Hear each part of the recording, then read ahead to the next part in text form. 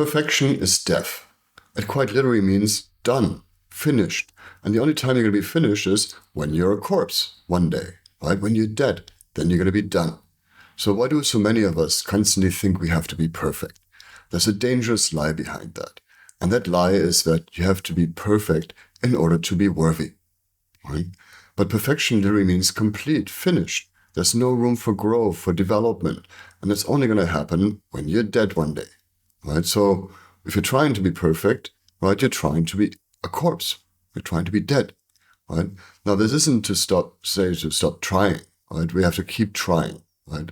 Actually, that's the important thing. One of my favorite German poets, Ingeborg Bachmann, said something about how we have to test ourselves against each other, right? And within these boundaries, we have to keep our eyes set on the impossible, the unattainable, right? Be it love, freedom, or any other greatness, right? But these are things that once we move one step further, keep moving away.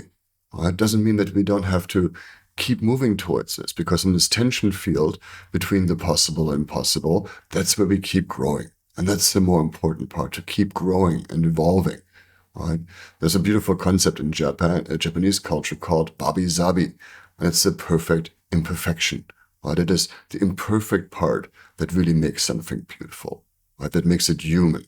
And this is so important, especially in an age of AI, right? It's about those little imperfections that really make it handmade, handcrafted, made by a human and not by some machine. So instead of getting the perfect answer from some chatbot, right, really think about your answer. And it might be flawed, it might have its mistakes, but it doesn't mean that it's not beautiful. And it's important to strive for perfection, right? It's important to, drive yourself hard. But to do that without compassion, that's cruelty, right? Cruelty to yourself. And when you're cruel to yourself, you tend to be cruel to others. And when you develop compassion for yourself, you tend to have more compassion for other people as well.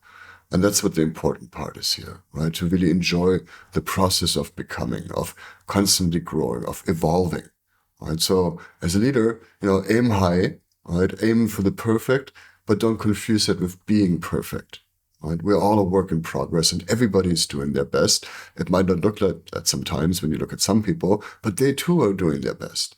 And when you know that you're doing your best, and you have compassion for all your fallacies and all your mistakes and all the stuff that's not perfect yet, right?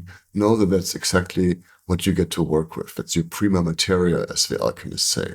And that's what makes life beautiful, this constant growth and becoming. So don't try and lead from perfection, lead from becoming. And hold that space for everyone around you, because they too are in the process of constantly becoming. That is what being alive is really all about.